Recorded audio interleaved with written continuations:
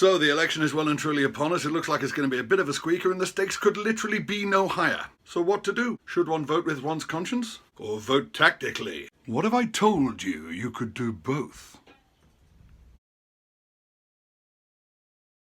Well, I guess before we start we should agree on the definition of conscience. I've always regarded the word conscience to mean your innate sense of right and wrong. That voice in your head that tells you to do the right thing. But then that requires us to settle on a definition of the right thing. What do we mean by doing the right thing?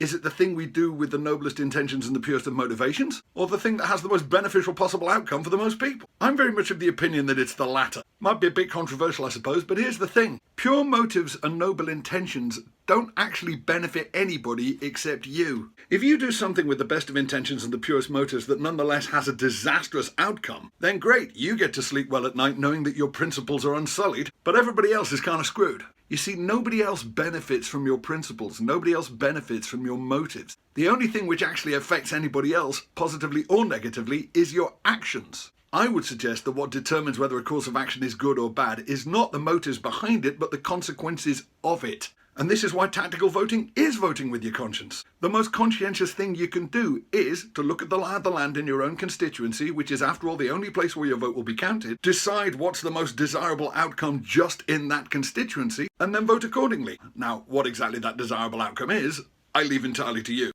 Some of you are saying, but I live in a safe seat. My vote doesn't make any difference anyway. Wrong. All votes count, even the ones that don't. And I'll explain why next time.